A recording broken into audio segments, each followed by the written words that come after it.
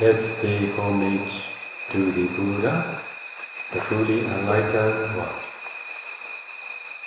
Namo tassa bhagavato arahato samma sambuddhassa. Namo tassa bhagavato arahato samma sambuddhassa.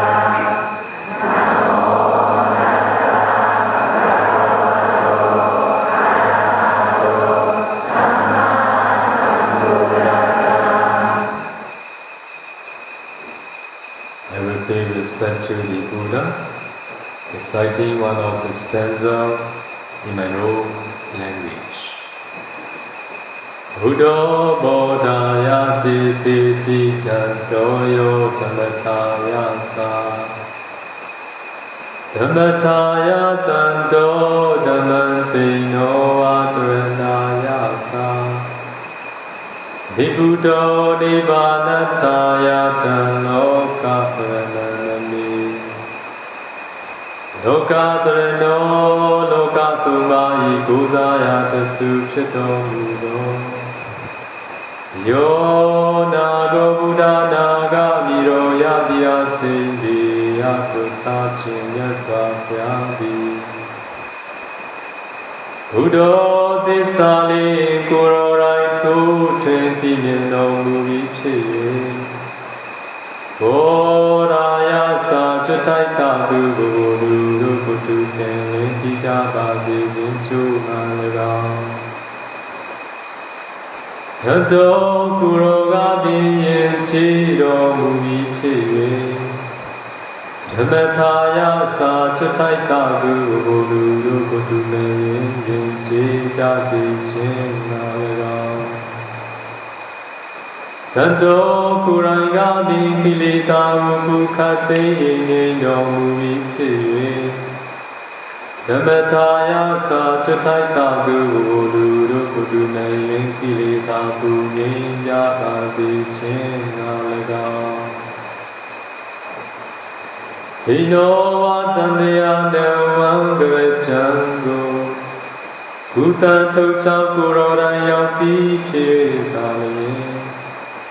Dharanaya sa kuro tatu chutai kuro ne kutawa mavekando. Kuta tocha yaucha bhazi jinchu ngalaga. Nibuddho kilita pranita vinsanyote. Kuro rai nyindo mubikye.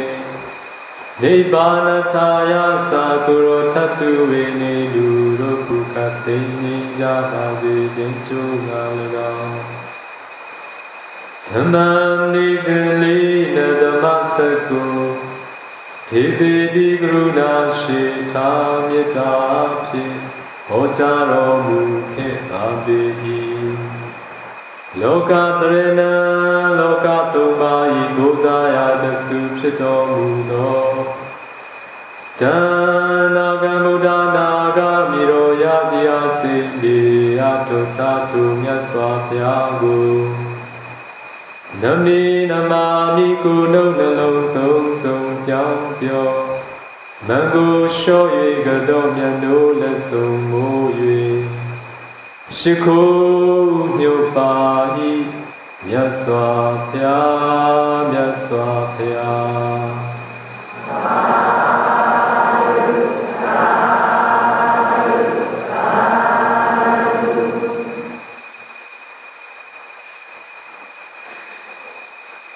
Then please allow disciple to ask the first question. Can Bhante advise what is the most supreme form of dana? Which form of dana do you want to do? Do you want to do the form of dana which gives results, or the type of dana which doesn't give any results? Which one do you like? What is your answer? Have result. Yes, for that reason you come and make an offering. The supreme dana is a dana, a type of dana which gives no results at all. Now for all of you, expecting supreme results, you come and make an offering. Is it true or not? Say yes. If you have no hope, I believe you will not come here. You all come here because you want to make an offering with the expectation for the benefit of oneself and others. Yes, for those who need to make future journey, it is necessary to have good results in the future, depending on the good karma that we have accumulated in this very life. What do you think? If we have existences, with existences, can we really experience happiness in your whole life? Having new existences means having new body. If we have body, we have dukkha. It means if we have aggregates, there will be dukkha related to these aggregates. We should better say, using the Pali words, if there is khandha, there is dukkha. Wherever we are going to be reborn, if there is khandha, there will be dukkha. There is dukkha of humans, there is dukkha of deva too. Is there anybody who have no dukkha?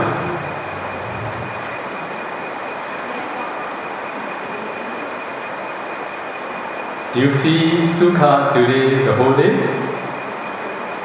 They say yes. Really? I don't think so. Yes, you will be happy. But based on dukkha.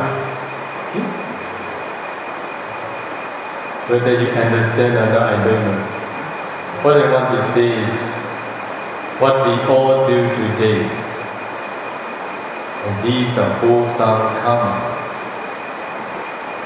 If this wholesome karma gives its result, we will be reborn in a good rank again. But wherever we are going to be reborn, as there is going to be khandha, that's why there will be dukkha related to khandha. Simply we say, if there is an existence, there is a dukkha too.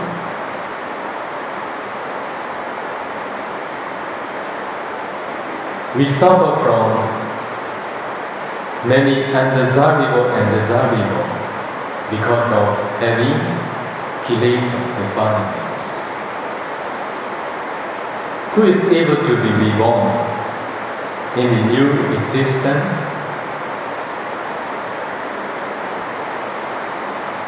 The one who has defilements, the one who is going to be reborn in the new existence. Because of having defilements, it becomes the cause of suffering wherever we will be. Arahants are those who have no defilements at all. After they have attained arahantship, they do such as offerings and many deeds, good deeds too.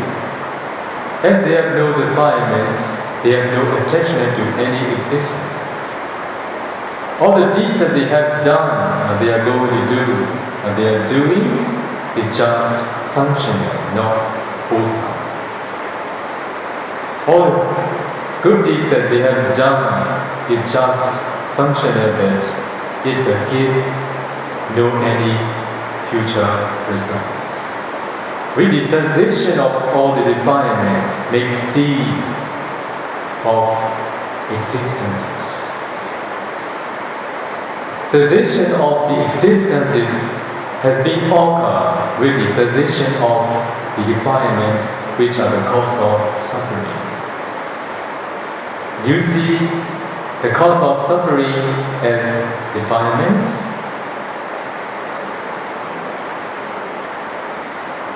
You see the cause of suffering as defilements. Now you are doing many things just because of having defilements. Whatever you are going to do, it will be only two, whether good or whether bad. If it is good, if it gives its result, you will be born in a good rank where there is. You will be going to be born in a good rank in which you possess defilements and which cause you suffer again. That's why for the Buddha and for the wise and for the Arahant, from their point of view, the supreme gift is a gift which will never give its result anymore. You may be the one who don't want to be like this, or you may be the one who don't understand yet how the Buddha set this as a supreme gift which has no any results. Anyway, what you are doing good is very good. It is giving up with the aspiration to make an end of suffering. If you are giving up as much as you can, one existence after another, it will support you to understand how great the type of offering which have no any results. One day you will be understand about it.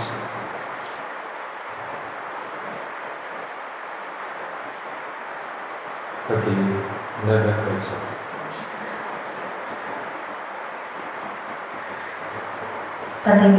What is the disparity between dana to an ordained person who is of good character and to an ordained person who is quarrelsome?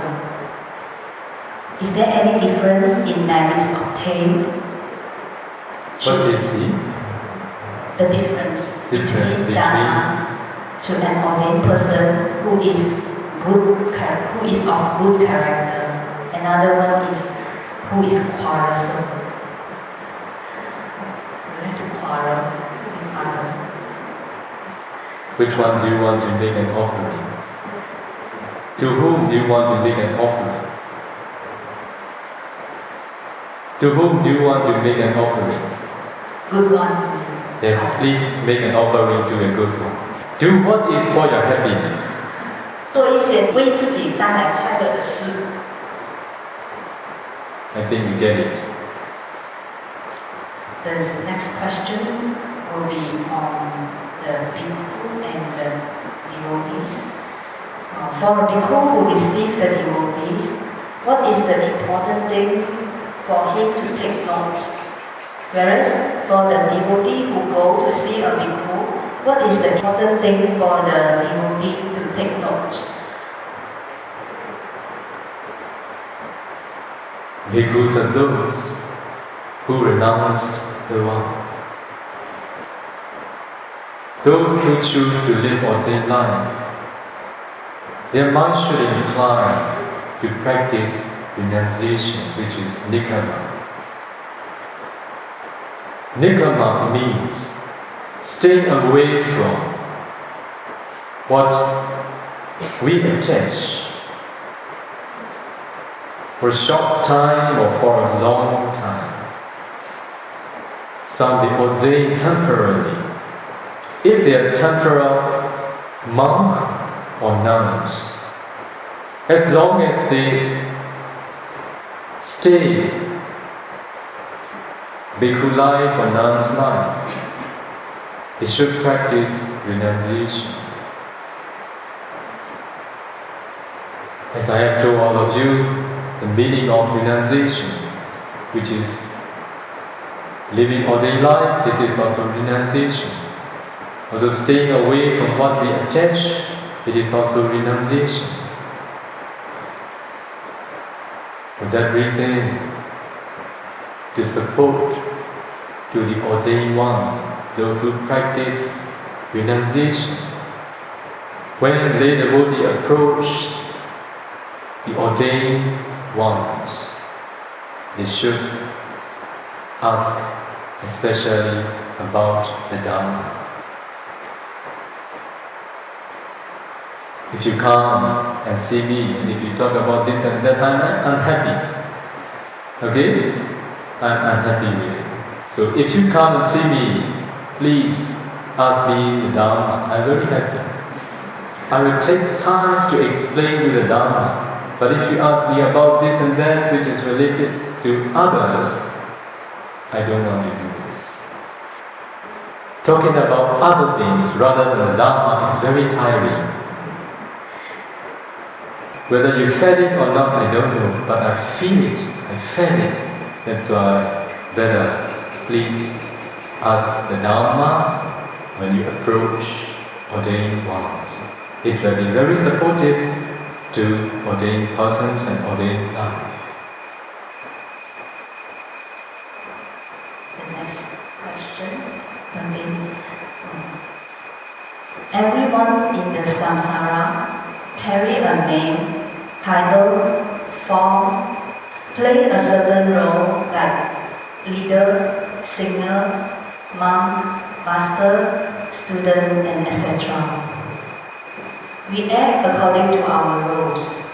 We speak according to our position. So, we are very limited. The mind already limited by this society, the rule. Is it necessary to have a name or title to live in this life? Can we just be nothing? Without carrying a certain name or title, just act according to the flow? In what way our mind can act naturally, smoothly, not according to the rule or limitation? How can we nourish or strengthen this mind except meditation? Can it be nothing? Do nothing? Very good question. Let me see that question. Because I want to quote everyone's, please. Everyone in this samsara carry a new title, form, play a certain role, like leader, singer, monk, master, student, etc. We act accordingly to our roles. We speak according to our position, so we are very limited. The mind already limited by this society, the rule. Is it necessary to have a name or title to live in this life? Can we just be nothing without carrying certain name or title? Just act accordingly to the flow. In what way our mind can act naturally, smoothly, not according to rule or limitation? How can we nourish this mind? Except meditation, Can it be nothing? Do nothing. Do you like this question? Very good question. But the one who asked this question, without practicing meditation, he want all these. He said or she said, except meditation. I say, there is no any other ways to overcome this problem without practicing meditation. This is the only way to overcome all these. Name, title, form play an important role as a leader, as a singer, as a master, as a monk, as a student. All these are what we see. This is normal. Nothing wrong. But something wrong. There are two truths. One is conventional truth, another is ultimate truth. Conventionally, it is true that there is man and woman, there is master, there is student, there is monk, there is a singer. Conventionally, a master must do his work. A master play his role. Student also must play his role too. Singer must sing. The teacher must teach. But when you know, when you see ultimate reality, ultimate truth, it is above all these. When you know, when you see the ultimate truth, your point of view has been changed completely. We take part in many things just because we live in the conventional world. Because of this reason, you will encounter all these. It is necessary. 这是有必要的。 Name, title, position, role, master, student, singer, all these are necessary in the conventional world to run this. The driving force is defiance. Because of ignorance too. Only when you can remove the ignorance which cover up you from seeing the ultimate truth.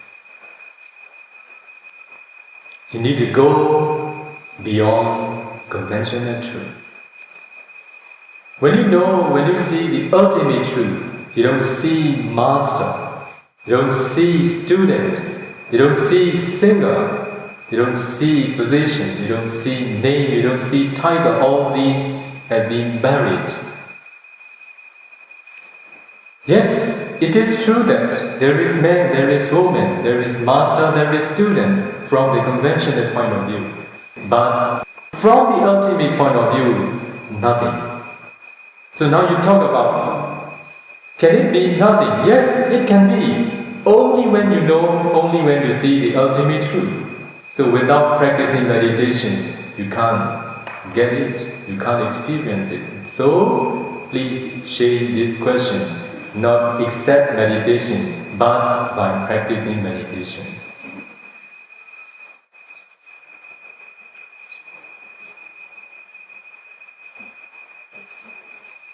Do you know what is the fault lying in a person who doesn't see, who doesn't know the truth yet?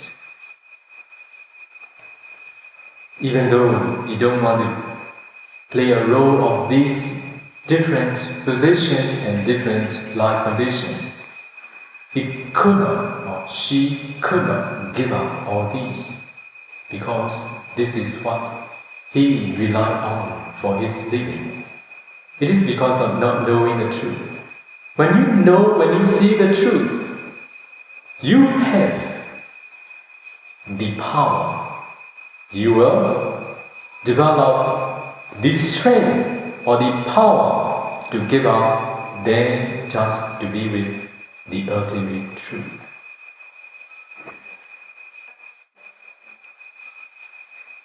你明白吗？เข้าใจไหม？이해하셨습니까? 나래라. 예감. Another question. So again, can you ask question in the audience and someone who wants to ask a question? Yes.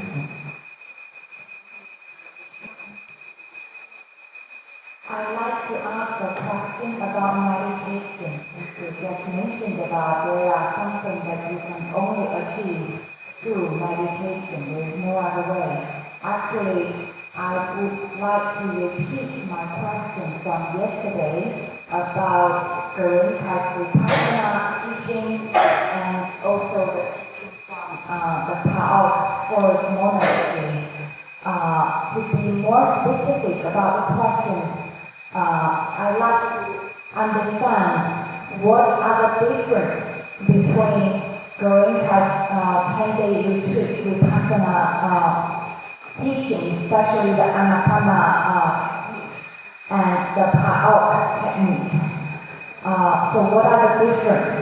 And the second question is, as meditators, but preliminary students in the meditation path, how do we choose what would be the best way for us? How do we decide?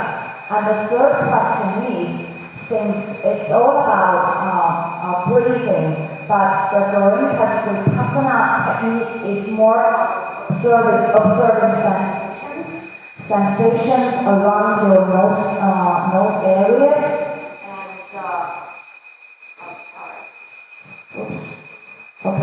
And so I like to step back and understand what are the definitions of grace. What are the definitions of the conceptual grace? When we say we observe, to observe grace, what actually are we doing? So these are the three questions. Okay. Thank you. To give an answer to all these questions, what you need to know is how the Bodhisattva practiced meditation for his fully enlightenment. As there are many traditions nowadays all over the world, if you talk about the traditions, there will be no ends. As the way leading to Nibbana appeared with the arising of the Buddha. As the only one who is the omniscient Buddha can teach the way leading to Nibbana, that we all need to know what is the way taught by the Buddha. On the full moon day of Kasur, the Buddha to be approached the body tree and practiced Anapana, and he attained Anapana first, second, third, and fourth absorption jhana under the body tree. After having attained Anapana up to fourth absorption jhana, based on it, the Buddha to be continually practiced all 10 kasina. Based on 10 kasina, he practiced 8 attainments. Based on 8 attainments, he practiced 14 ways for the attainment of supernatural power. So in the first watch of the night, he attained one of the supernatural powers, which is Uddevivasa abhijnana, recollection of the past. He could recollect many of his uncountable past lives in detail. He knows his name, he knows his clan, he knows the place he lived, he knows his ups and downs of life, he knows the place, the country he lives, and he knows the age he died. With this supernatural power, it is part of this supernatural power which realizes ultimate mentality and materiality. We can say he attained the supernatural power which is recollection of the past, or he realized ultimate mentality and materiality in the first watch of the night. In other words, we can say, knowing and seeing ultimate mentality and materiality is knowing and seeing the first noble truth. And then he continued another supernatural power. In the second watch of the night, he attained divine eyes supernatural power. With this attainment, and with this divine eye supernatural power, he sees those who are dying and those who take rebirth, according to their good and bad karma. He realized karma and its result in the second watch of the night. It is understanding the law of karma. Understanding karma and its result is understanding the second noble truth, the noble truth of origin of suffering. Only after that, after having realized the first noble truth, which are ultimate mentality and materiality, and the second noble truth, which are causes and their effects, the bodhisattva continue vipassana, insight meditation, in the third watch of the night. We all talk much about insight meditation, but we don't really know what are the objects of insight meditation. The objects of insight meditations are the first noble truth, ultimate mentality and materiality, and the second noble truth, causes and their effects. So without having realized the first noble truth and the second noble truth, impossible to practice insight meditations. So we here teach first Anapana to all the beginners. And then we teach not yet supernatural power, but to know and to see ultimate mentality and materiality, which are the first noble truth. Then we continue teaching meditators to know and to see causes and their effects. When they know, when they see ultimate mentality and ultimate materiality and causes and their effects, they know, they see the first noble truth and the second noble truth. At that time, they are ready to proceed insight meditation. Is it not the way the bodhisattva practiced under the body tree? Is it Pa-Auk method or Buddha's method? 所以这是Pa-Auk的方法还是佛陀的方法？ Okay, this is not the tradition. This is the way taught by Buddha. That's why those who could practice, they appreciate very much. Oh, now we are practicing what the bodhisattva had practiced, what the Buddha had practiced, what many of his disciples has practiced, not Pa-Auk method. 所以对于那些能够修行、能够阐修的阐修者，他们是非常感激、非常感恩的。 So, who is the Buddha? Is he serenity practitioner or pure insight practitioner.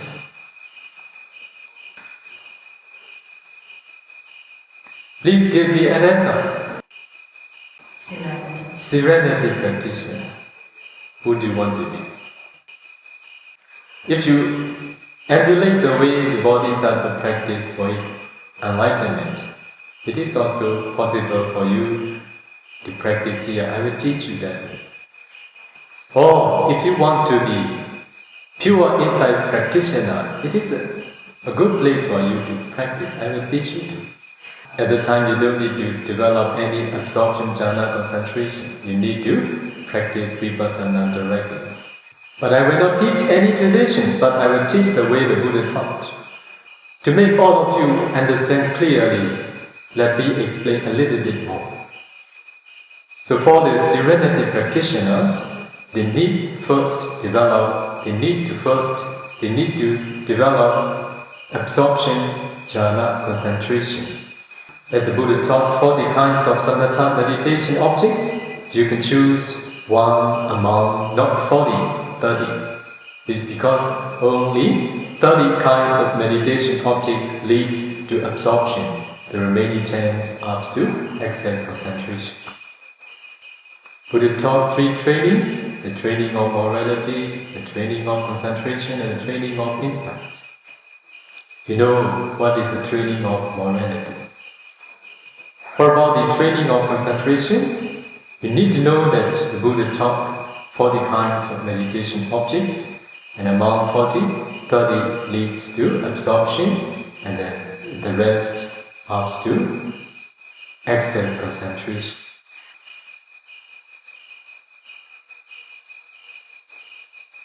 For about the serenity practitioners, they must first develop absorption concentration.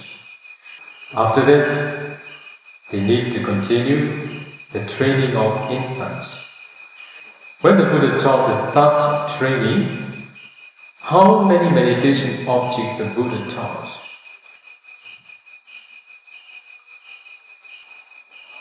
Questioner, my sister, can you give me an answer? How many meditation objects the Buddha taught when he taught the thought training?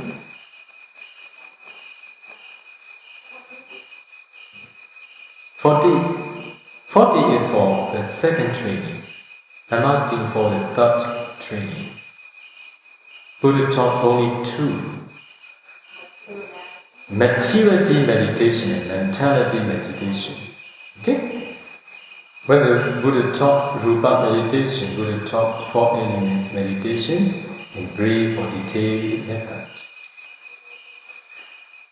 So, after having developed absorption, concentration, the serenity practitioners need to continue 4 elements meditation to know and to see the ultimate materiality.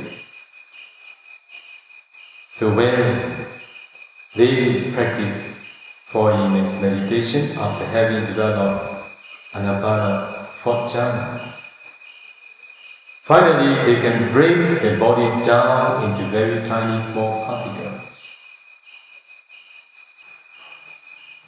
And they need to analyze ultimate materiality exists in each particle. After that, they need to continue mentality meditation to know, to see ultimate mentality. Suppose if you are the one who wants to practice pure, who want to practice insight meditation directly, you don't need to develop absorption jhana concentration. You need to start Rupa meditation directly. As I told all of you, the Buddha taught 4 elements in brief or detailed method for Rupa meditation. So this is a way pure insight practitioners need to start their insight meditation. So what is the difference between serenity practitioners and pure insight practitioners? The difference is, having developed absorption concentration, serenity practitioners continue insight meditation by discerning four elements. For pure insight practitioners, without having developed absorption concentration, is directly discern four elements meditation. That's why the time they practice insight meditation, both are the same. Only the difference is having absorption concentration and having no absorption concentration. This should be understood clearly. This is the way the Buddha taught. If you understand this, you need to compare all other traditions with this Buddha's teaching. If it is not according to the Buddha's, please reject them. This is what the Buddha taught us before he took final nirvana.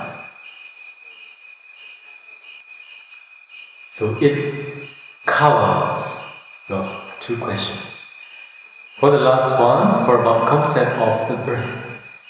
What I want you to understand in a simple way, if you don't put much effort, if you focus on the breath naturally, you will know the concept of the breath. But if you put much effort, you will know the phenomena of four elements, or the characteristics of four elements such as heat, cold, tension, hardness. So if your mind becomes aware of such characters, you don't know the concept, you know the characteristics of four elements. It is just because of paying attention on the sensation, because of putting much effort to it. Okay? New habit must be developed. If you come and practice, I will teach you how to do it. What is the next question? Also about meditation. We were told that when practicing samatha, we should only practice under the constant instruction of a teacher. Otherwise, our self-studied practice may go out of track and be controlled by other unseen beings. Is it true? Not the other beings control you, but your mara defilements disturb you. You don't know how to overcome it. That's why you need to practice under the guidance of qualified teachers. The main point that I notice with those who practice by themselves, they think what it is wrong is right, what it is right is wrong, because they can't distinguish which is right and which is wrong. If they think what is wrong is right, yes, not any unseen beings. This attitude on your practice disturb you, control you. Because of this reason, we recommend meditators to discuss with the teacher. Okay.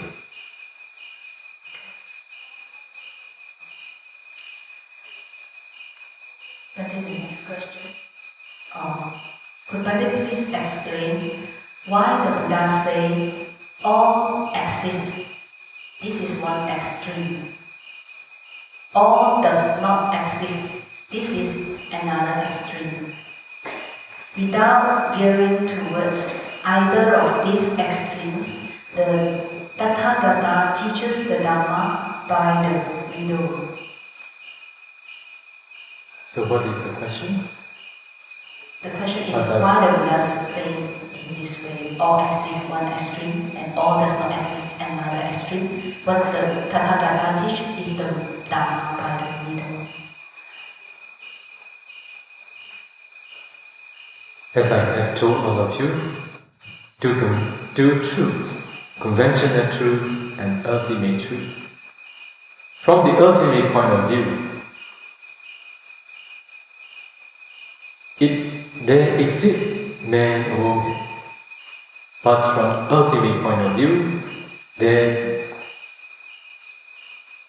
doesn't exist man and woman, living things and non-living things. There only ultimate mentality and materiality which are arising and perishing. If someone say that it exists, it is extreme too. If someone say it doesn't exist, also one another extreme too. What is the reason? If we hold this view, it exists, it is an extreme. Because according to the Buddha's understanding, Buddha's knowledge, if there is this, there will be this. But that this doesn't exist in the form of,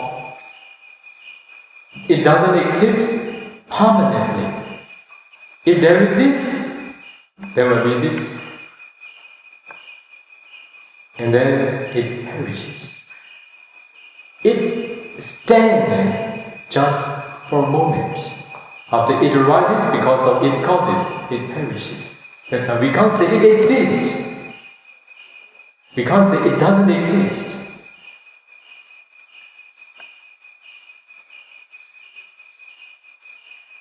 如果我们持有这样子的见，说一切都存在，那是一种极端。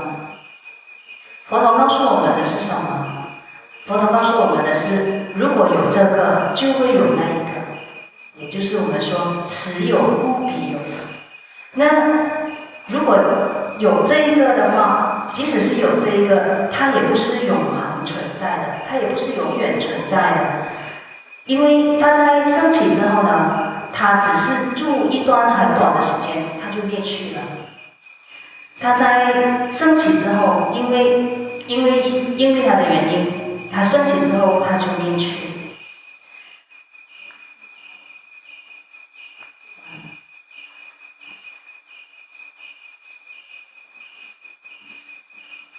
We can't say it exists. We can't say it exists because it really exists. It does not exist because it exists. So there are three phases of ultimate reality. After it arises, there is three phases: rising, static, and perishing. If we say it exists, it will be wrong view. Because if we say it exists like it is permanent. 如果我们说它是存在的，就好像说它是永恒存在那样。It exists, but just traveling, just for a moment. That existing is not have no causes. That existing is not that no causes. 它的存在并不是没有它的原因的。It exists or it arises because of its causes. If there is no this cause, there will be no this result. How can we say it exists? But after it arises, it stands for a while in the static stage before perishing. So, if we say it doesn't exist, also it is wrong view. It exists, but in an impermanent form. It exists, but not in a permanent form. 你明白吗? Okay? That's why these two are extreme. As the Buddha said,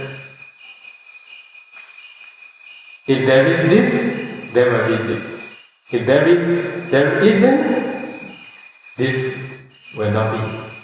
In this way only, if we keep in mind that if we practice to understand these, you will develop right view and you will remove wrong view.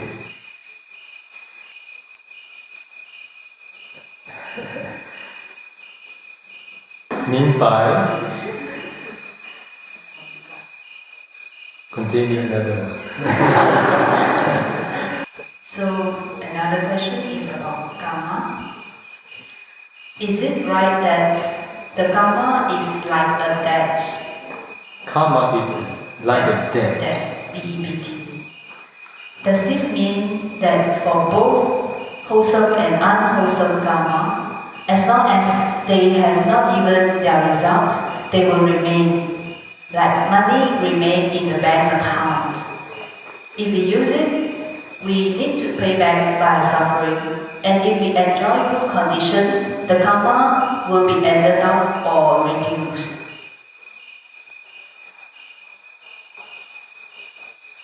I suggest all of you to read one of my books, The Disciple Within. I think you will understand.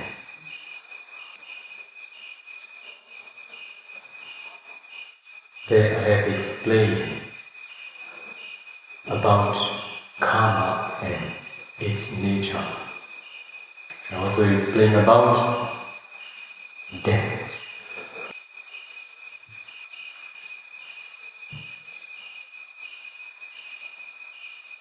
So another question also about the karma. But they say everyone is the owner and heir of his own karma. Does it mean we cannot help each other? How can we practice deep compassion while undertaking the law of karma? As I have explained all of you, the 10 powers of the Buddha. One is Dhanatana, Kosala, Jnana.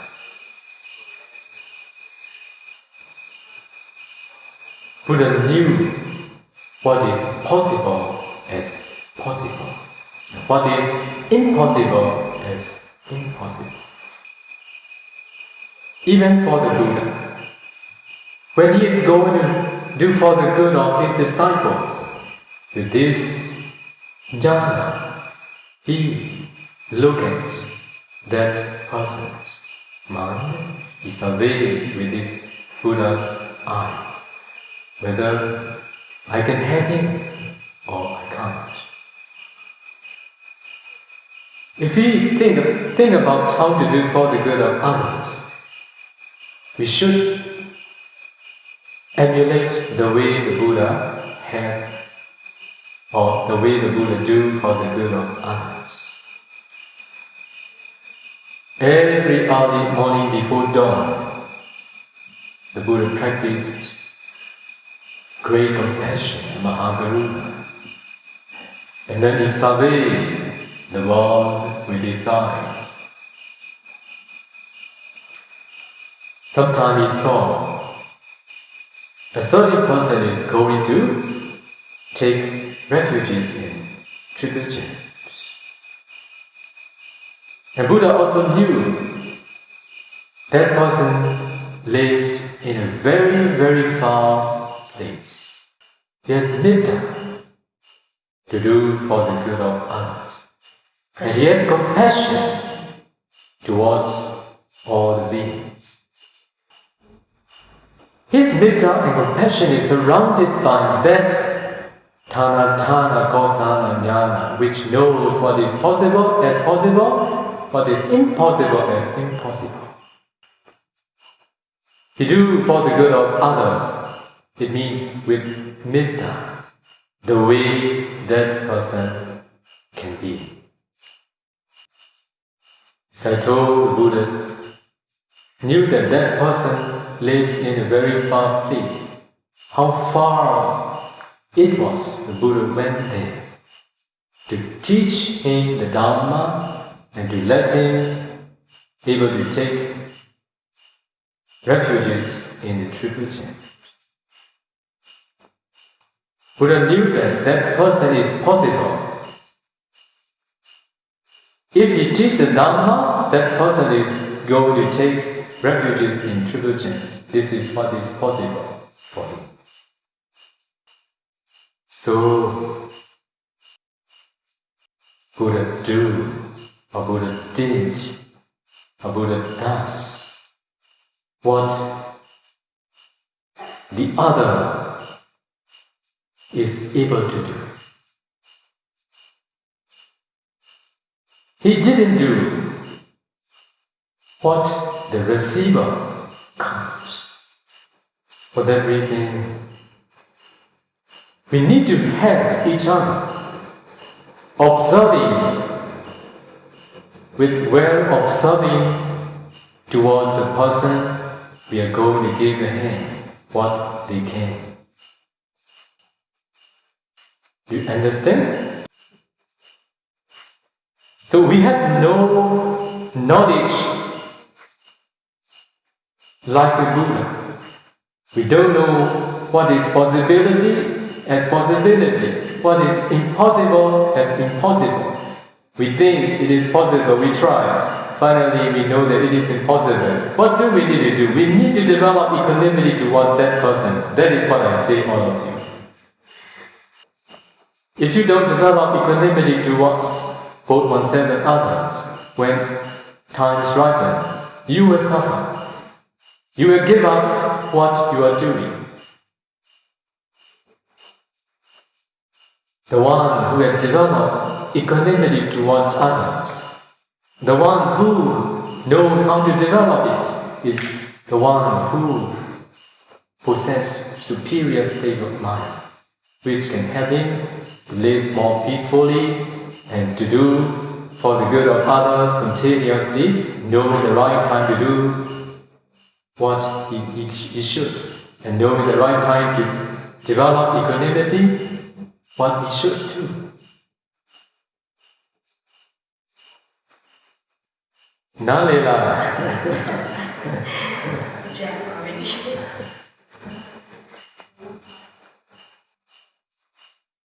Okay, already done.